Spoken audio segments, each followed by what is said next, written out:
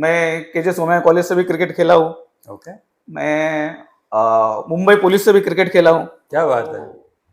उस रात मैं घर पे गया नहीं। हम्म, पूरी रात भर मैं गार्डन में बैठा था। हम्म, गार्डन में बैठ के रो रहा था जी कि जो मेरा ख्वाहिश था, जी। जो मुझे लाइफ में करना था, हम्म। वो मैं कर नहीं पाया और आगे उसके लिए कोशिश भी नहीं करने वाला हूँ। Hi friends, welcome back to my YouTube channel जिसका नाम है हम सब में हीरो।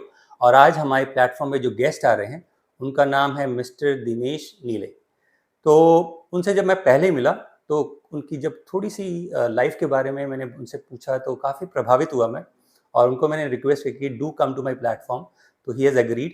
तो उनके अप्स एंड डाउन्स, उन्होंने क्या क्या अपनी लाइफ में देखा, क्या क्या स्ट्रगल किया, वो कैसे आज जो भी मुकाम पे पहुँचे हैं वो कैसे पहुँचे हैं, उसके बारे में हम जानते हैं। तो लेट्स मीट हिम और जानते हैं उनकी कहानी।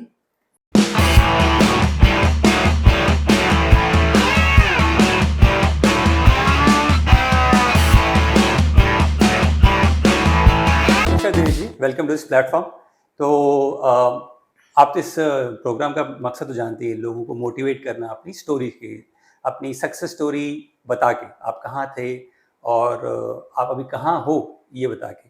बट शुरुआत में हम जानने की कोशिश करें कि आपका फैमिली बैकग्राउंड क्या था, आपके बारे में थोड़ा सा हमें हमारे दर्शकों को बताइए थोड़ा। राजेश जी नमस्कार। नमस्कार जी। और आपके दर्शकों को भी मेरा प्रेम भरा नमस्कार। मेरा नाम दिनेश नीले है। मेरा जन्म मुंबई में चेंबूर में हुआ है। ओके, मेरे पिताजी गवर्नमेंट सर्वेंट थे। मैं बचपन में बहुत शाय था। अच्छा शाही थे आप? हाँ, ओके, तो मैं इतना सारा बोल नहीं पाता था पहले। अच्छा, हाँ, ओके। तो किसी से ज्यादा कम्युनिकेशन नहीं था। बचपन में 5th स्टैंडर्ड में मैं था, तब से मुझे सचिन तेंदुलकर को देख के मुझे थोड़ा क्रिकेट खेलने का शौक चढ़ा था। जी जी। जो शौक नहीं बोल सकते, उसको भूत ही बोल सकते हैं। अच्छा, बहुत भूत चढ़ा था। जी। तो मैं, और मुंबई से मैं बहुत अट्रैक्ट था। तो 5th स्टैंडर्ड में कभी कभी मैं बंक करके मुंबई घूमने जाता था, अच्छा, अकेला। अकेला। और वापस स्कूल के टाइम पे जी। वापस घर पे चला जाता था।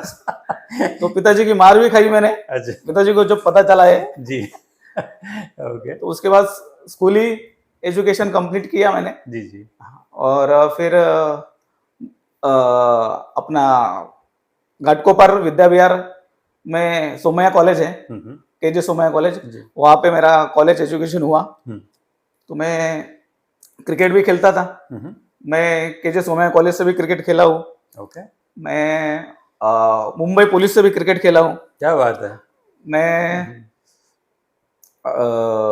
सचिन तेंदुलकर के साथ भी क्रिकेट खेला हूँ। भाई।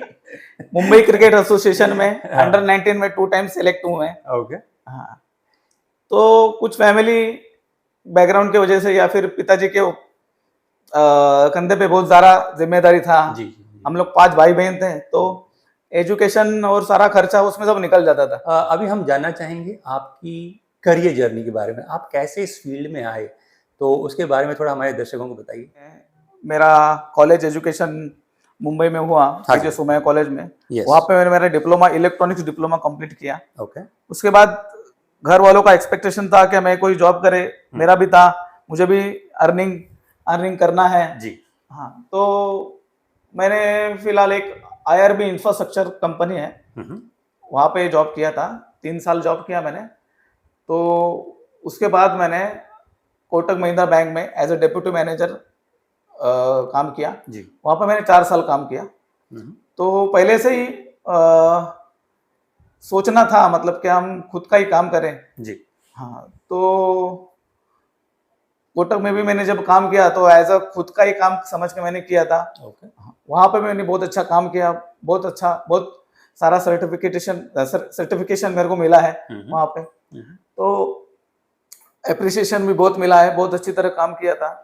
उसकी वजह से मेरा कॉन्टैक्ट बहुत बढ़ा जी। क्योंकि मैं डायरेक्ट इंटरेक्ट होता था सब सारे क्लाइंट से, कस्टमर से। ओके, तो वहां से मेरा थोड़ा कॉन्फिडेंस बढ़ा कि मैं कुछ अच्छा कर सकता हूँ।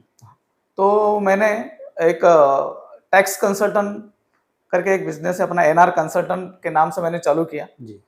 उसके बाद मैंने 2014 से 2019 तक मैंने एज ए NR कंसल्टेंट नाम से बिजनेस किया। उसके बाद मैंने one click advisory solution private limited, okay, एक प्राइवेट लिमिटेड कंपनी रजिस्टर किया। तो 2019 से मैंने उसमें काम करना शुरू किया। बेसिकली हम लोग, मुझे बहुत चैलेंजेस आया जब से मैंने 2014 में बिजनेस चालू किया था। तो मेरे पास ऑफिस लेने के लिए और सब कंप्यूटर, सब एक्सेसरीज लेने के लिए बहुत सारा ऐसा पैसा नहीं था। तो मैंने मेरा LIC पॉलिसी था, उसके ऊपर लोन लिया, और एक मुद्रा लोन था, उस पर मैंने थोड़ा सा लोन लिया जी। तो ऑफिस में AC भी नहीं था, तो फिर मुद्रा लोन से मैंने लेके फिर AC बिठाया जी जी। हाँ, तो एक एक करके फिर 2 कंप्यूटर, 3 कंप्यूटर, ऐसा 6 कंप्यूटर मैंने इंस्टॉलमेंट में थोड़ा करके लिया। ओके। हाँ, तो वैसा मेरा धीरे धीरे बिजनेस स्टार्ट हुआ। तो पहले तो कुछ था ही नहीं मेरे पास, मतलब जो क्लाइंट भी नहीं थे, कुछ नहीं था। तो जो मैंने कोटक में काम किया था उधर, वहाँ मेरा क्लाइंट बेस अच्छा था जी। तो उनको मैंने अप्रोच किया। अप्रोच करने के बाद मुझे अच्छा रिस्पांस मिला सबका। तो 1 साल के अंदर में 125 क्लाइंट मेरा हो गया। वाओ। और उसके बाद जो मैंने सीढ़ियाँ चढ़ने लगा, तो अभी तक चढ़ ही रहा हूँ। तो सब सारे जो दोस्त लोग हैं जी, जो क्लाइंट है वही मेरे दोस्त हो गए। लोग पहले सिर्फ इनकम टैक्स ही रिटर्न फाइल करते थे, लेकिन उसके बाद हम लोगों ने जैसे GST आया, तो GST का हम लोगों ने स्टडी करके, हमारे स्टाफ को ट्रेनिंग देके GST का हम लोगों ने 2017 में चालू किया। तो जो भी काम हमको आता था, अभी जो क्लाइंट है, जो कंस्ट्रक्शन वाले हैं, उनको अलग रेरा रजिस्ट्रेशन लगता था जी जी। हाँ, तो रेरा रजिस्ट्रेशन भी हम लोग ने चालू किया।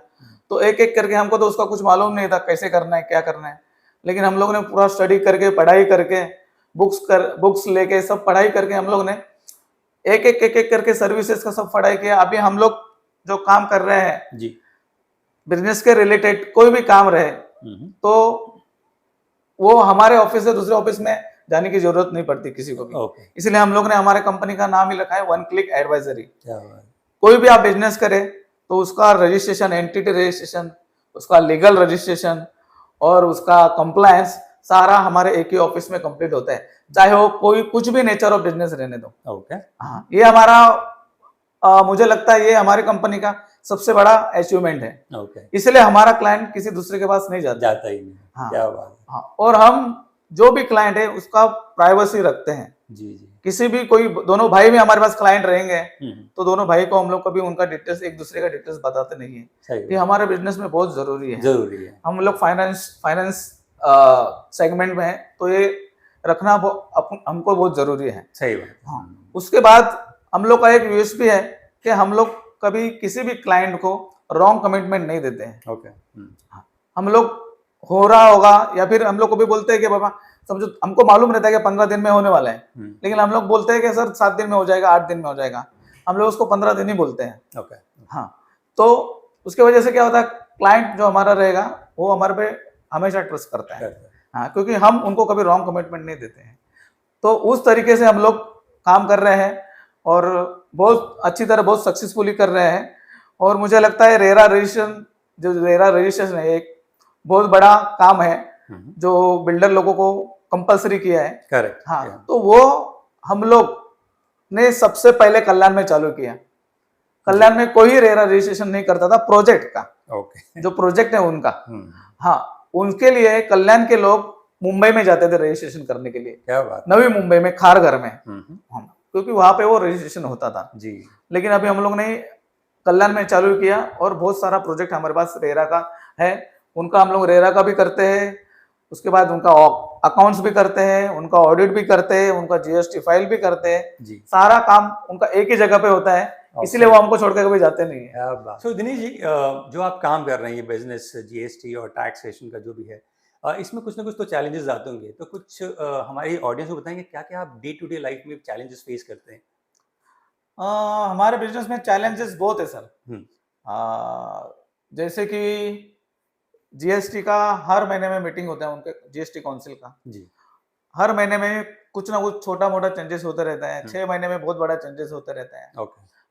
अगर हम लोग ये अपडेट नहीं रहेंगे तो हम लोग को बहुत चैलेंजेस फेस करना पड़ेगा। सही बात। लेकिन हम लोग उनका हर एक काउंसिल का मीटिंग उनको ट्विटर पे फॉलो करते हैं, जी। हर एक नोटिफिकेशन हमको आता है। हम्म, और हम लोग हर एवरी मंडे को हम लोग हर्डल्स लेते हैं ओके। ऑफिस में कि क्या क्या चेंजेस हुआ है, क्या क्या चेंजेस होने वाला है, क्या क्या और कैसे हम लोग हमारे सर्विस को कैसे बेहतर कर सकते हैं। ये सारा हर्डल हमारे मॉर्निंग में हर मंडे को होता है। जी जी उसके वजह से हमको ज्यादा चैलेंजेस फेस करना नहीं पड़ता है। जी। दूसरी बात है, रेरा का भी मीटिंग्स होता है हमेशा, तो उसको भी हम लोग फॉलो करते हैं। जो काउंसिल, जो गवर्नमेंट काउंसिल है टैक्सेशन के लिए और रजिस्ट्रेशन के लिए, उनको सबको हम लोग फॉलो करते हैं। उसके वजह से हम लोग अपडेटेड रहते हैं, एजुकेटेड रहते हैं जी। उसकी वजह से हमको ज्यादा चैलेंजेस फेस नहीं होते। लेकिन फिर भी विदाउट चैलेंज कोई बिजनेस ऐसा है नहीं, चलेगा नहीं। हाँ। सही बात है। तो चैलेंजेस हमको भी आते हैं फिर भी। जैसे कि आपने देखा रहेगा, बैंक्स में आप कभी अकाउंट ओपन करने जाते हैं जी। वो कोऑपरेटिव बैंक में जाएंगे तो 2000 में 2500 में अकाउंट ओपन कर देगा अपना। जी। आप आईसीआईसी बैंक में, एचडीएफसी बैंक में जाएंगे तो आपको 25,000 50,000 के लिए ओपन करेगा। तो ये चैलेंजेस हमको आते हैं। तो हम लोग जो काम करते हैं उसको फीस बहुत ज्यादा चार्ज करते हैं, क्योंकि हम लोग उसके पीछे हमारा मेहनत रहता है। वजह से क्या है, क्लाइंट को ज्यादा टाइम वेस्ट नहीं होता है, हम लोग अपडेटेड रहते हैं, इसीलिए उसका काम जो 7 दिन में होने वाला था वो 4 या 5 दिन में हो जाता है।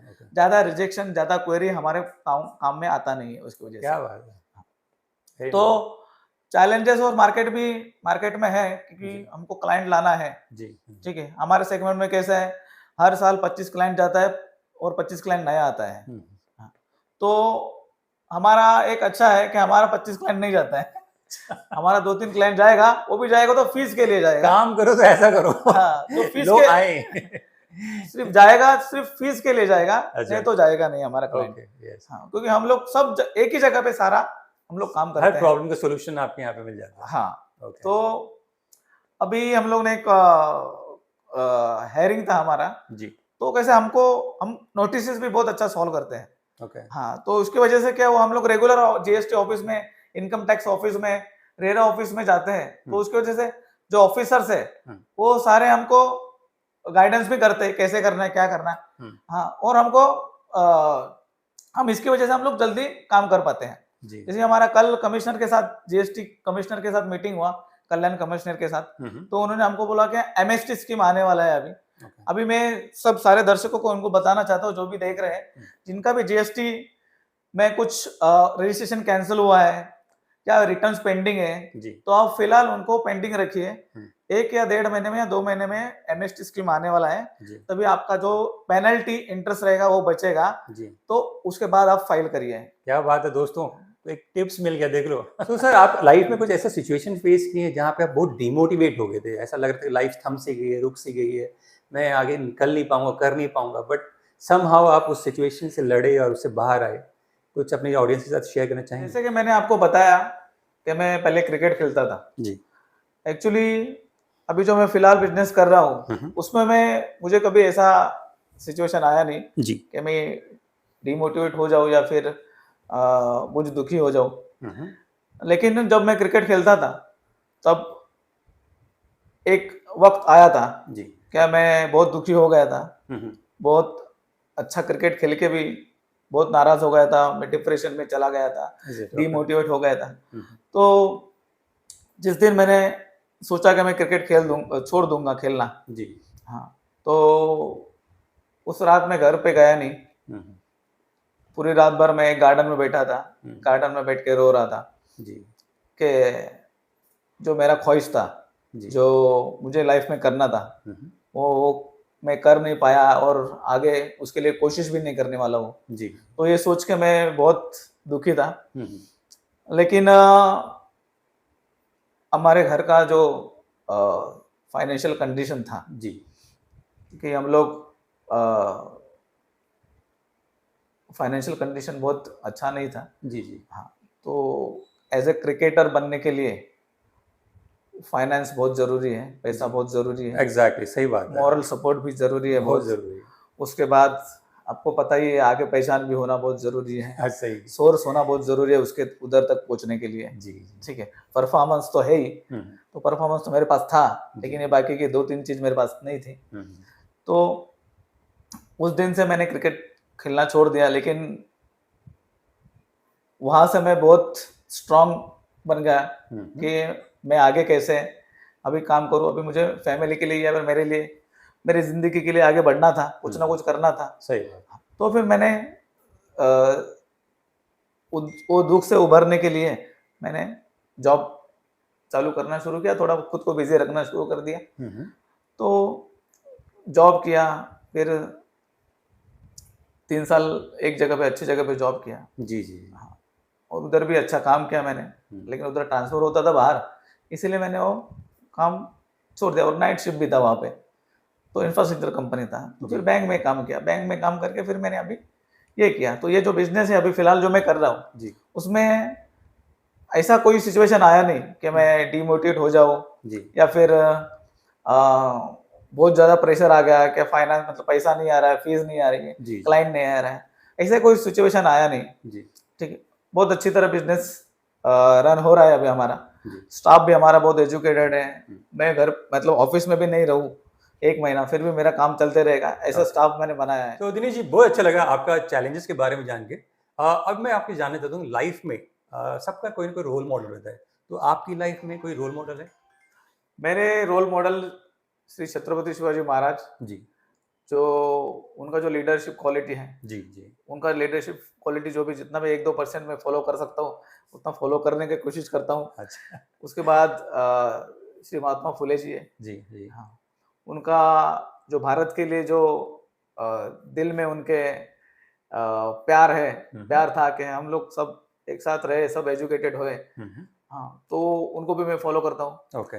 तो वो भी बहुत बड़े बिजनेसमैन थे पहले। ओके। हाँ, बहुत अच्छी तरह बिजनेसमैन थे, स्कूल कॉलेज भी उनका था, जी। इंफ्रास्ट्रक्चर कंपनी भी था उनका। ओके। बहुत अच्छा काम किया था उन्होंने। ये ओके। बहुत सारा चीज सबको मालूम नहीं रहेगा। जी जी हाँ, जी। लेकिन उनके पास उनके बारे में आप पढ़ोगे तो ये सारी चीज आपको पता चलेगी। मालूम पड़ेगी। हाँ, और उसके बाद श्री अम्बेडकर जी हैं, हम्म। तो उनको भी मैं फॉलो करता हूँ। जी तो ये तीनों ने जो भी काम किया है, और भी सारे बहुत सारे लोग हैं जिन्होंने भारत के लिए काम किया है, जी। लेकिन इन तीनों ने जो काम किया है, जो अ, अपने देश को जोड़ने का जो काम किया है, एक दूसरे को समान देखने का, एक ही नज़रिए से देखने का जी। जो काम किया है, वो मुझे बहुत अच्छा लगता है, और इसलिए मैं तीनों को फॉलो करता हूँ। सर, बहुत अच्छा लगा आपके रोल मॉडल्स के बारे में भी जान के। अब मुझे बताइए, इस कंसल्टेंसी के अलावा आप कुछ और किसी एक्टिविटी में इन्वॉल्व हैं जिसमें आपको इंटरेस्ट हो? जरा वो शेयर कीजिए हमारे ऑडियंस के साथ। जैसे मैंने आपको बोला कि मेरे रोल मॉडल्स कौन-कौन हैं, जी। तो उन्होंने जो काम किया है भारत देश के लिए, उनके जैसा ही मैं थोड़ा-सा सोच रहा हूँ कि मैं थोड़ा-सा कुछ काम करूँ। जी। तो मैंने भी जो भी मेरे आजू-बाजू में जो लोग रहते हैं, जिनको मदद की ज़रूरत होती है, तो मैं उनको थोड़ा बहुत मदद कर देता हूँ। जी। हाँ, और मैंने उसके बाद एक आनंदी फाउंडेशन करके एक ट्रस्ट भी रजिस्टर किया है। जी। हाँ, तो उसके अंडर अभी मैं काम करता हूँ। पहले मैं ऐसे ही जो मुझे लगता था वो हिसाब से काम करता था समाज के लिए। तो अभी जो मैंने आनंदी फाउंडेशन ट्रस्ट रजिस्टर किया है अंडर चैरिटेबल ट्रस्ट एक्ट में, तो उसके अंदर मेरा ख्वाहिश है कि मैं एक एनवायरनमेंट और पॉल्यूशन के लिए कुछ काम करूं, अपने महाराष्ट्र के लिए, अपने भारत देश के लिए। तो उस पे मेरा थोड़ा पढ़ाई चालू है। अभी मैंने एक रिसेंटली एक बुक्स में पढ़ा था कि एक लिक्विड ट्री करके है, ओके। वो हम लोग रोड्स के बाजू में लगाएंगे जहाँ पे ज़्यादा पॉल्यूशन होता है, तो वो पॉल्यूशन कम करता है। ओके। लेकिन ये सब्स्टिट्यूट है, जी जी। ये सॉल्यूशन नहीं है। सॉल्यूशन आप और मैं हूँ। करेक्ट, सही बोल रहे हैं आप। तो आप और मुझे सोचना है कि जो हमारा नेक्स्ट जनरेशन है और उसका भी नेक्स्ट जनरेशन है, जी। उनको क्या देंगे हम लोग हमारे ज़िंदगी में। ज़रूरी है, क्योंकि हमको भी हमारे जो पहले जनरेशन था, जो हमारे दादा-दादी, उन्होंने भी हमको कुछ ना कुछ दिया है। जी। ठीक है? तो हमारा भी फ़र्ज़ बनता है कि आगे हम लोग कुछ फॉरवर्ड करें, कुछ तो दें। तो मेरा ऐसा मानना है कि मैं थोड़ा एनवायरनमेंट और पॉल्यूशन के लिए काम करूँ। जो भी मेरे से हो सकता है, मैं एक अच्छी लेवल पे काम करना चाहता दिनेश जी, हूँ। बहुत अच्छा लगा आपका जो सपना है, जो अपनी सोसाइटी के लिए करने के लिए और जो हेल्प कर रहे हैं, कमेंडेबल है। थैंक्स टू यू कि आप लोगों का ध्यान रखते हैं, अपने अलावा लोगों का भी ध्यान रखते हैं आपके आसपास। मैं जानना चाहता हूँ कि आपके लिए लाइफ में सक्सेस क्या है? आप क्या पा लेंगे या क्या कर लेंगे तो आप सक्सेसफुल मानेंगे अपने आप को? कुछ सोचा है अपनी लाइफ में?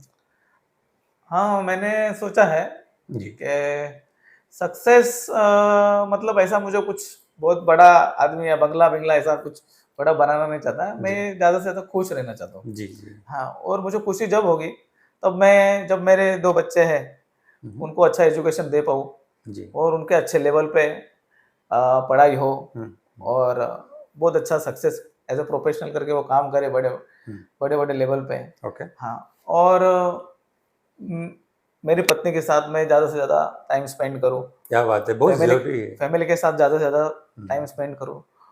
ये ये बहुत मेरा कम लोग बोलते हैं दोस्तों। हाँ, ये मेरा सपना है जी, और मैं यही करना चाहता हूँ। जी, वो काम तो मैं करते रहूँगा जी। और मेरा और एक छोटा-सा सपना है कि मेरा एक Mercedes new brand Mercedes car मुझे लेना है। जी। तो मैंने एक टारगेट किया है कि 5 साल के अंदर हुँ, मैं मेरा मर्सिडीज़ कार लूँ। नो, क्या बात है, हमारी शुभकामनाएँ आपको। मैं जानना चाहता हूँ आपकी पूरी लाइफ में, करियर में आपको डेफ़िनेटली बहुत लोगों ने हेल्प किया होगा, तो इस प्लेटफ़ॉर्म के ज़रिए किसी को थैंक्स बोलना चाहते हैं? मैं सबसे पहले थैंक्स मेरी माताजी और मेरे ज़रूरी है। पिताजी को बोलना चाहूँगा, यस। जिन्होंने मुझे एजुकेशन दिया, जी। इतना बड़ा किया, प्यार दिया, क्योंकि अ, वो नहीं तो हम नहीं है, सही बात है। तो वो थे इसलिए हम लोग हैं। हुँ, तो सबसे पहले मैं उनको थैंक्स बोलना चाहूँगा। उसके बाद मेरे भाई-बहन हैं उनको थैंक्स बोलना चाहूँगा और मेरे मेरी जो वाइफ़ है उनको थैंक्स बोलना चाहूँगा। बस और कौन है मेरी ज़िंदगी में वही है तो सब। दिनेश जी, अभी हमें ये बताइए कि अक्सर हम लोग लाइफ में डिमोटिवेट होते हैं, राइट? लो फील करते हैं कभी-कभी। तो आपकी लाइफ में कुछ ऐसा गाना या ऐसे कुछ शायरी या ऐसे पोएट्री कुछ है, जिसे आप गा के, गुनगुना के आप अपने आप को मोटिवेट करते हैं? हमारी जनता के साथ कुछ शेयर कीजिए।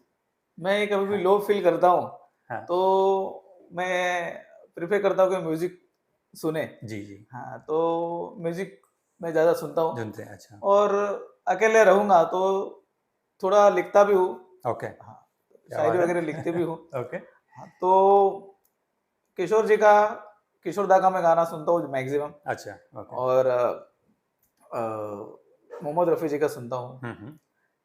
और जो नए में हैं सोनू निगम है, अरिजीत सिंह है, उनका भी गाने उनका भी सुनता हूँ। सुनते हैं, क्या बात है। तो एक हो जाए? रुक जाना नहीं, तू कहीं हार के, क्या बात! कांटों से चल के मिलेंगे साए बाहर के। रुक जाना नहीं, तू कहीं हार के, कांटों पे चल के मिलेंगे साए बाहर के। ओ राही ओ राही ओ राही ओ राही। जी, बहुत-बहुत शुक्रिया आप इस प्लेटफ़ॉर्म पे आए, अपनी career journey, life journey share किया मेरे साथ, जनता के साथ। तो मेरी तरफ से आपको बहुत-बहुत बड़ी धन्यवाद, बहुत-बहुत थैंक यू। मैं चाहता हूँ कि आपकी लाइफ़ में और आप उन्नति करें, आपको सक्सेस मिले। यही हमारी मनोकामना है। तो आपको बहुत-बहुत शुभकामनाएँ। Thank you Rajesh ji. Welcome. आपने जो शुभकामनाएं दी है मुझे उसके लिए बहुत बहुत धन्यवाद यू आर वेलकम। और मैं आपके दर्शकों को भी बताना चाहूँगा कि आप इनके चैनल को सब्सक्राइब करें, लाइक करें और कमेंट्स भी करिए, क्योंकि जो काम कर रहे हैं समाज के लिए, जो भी बिजनेस करना चाहते हैं, आगे बढ़ना चाहते हैं, जी, उनके लिए बहुत अच्छा रहेगा। जी, तो जितने लोग ज़्यादा देखेंगे इसको, उतने ही ज़्यादा समाज में परिवर्तन होगा। जी, जी। धन्यवाद। Thank you.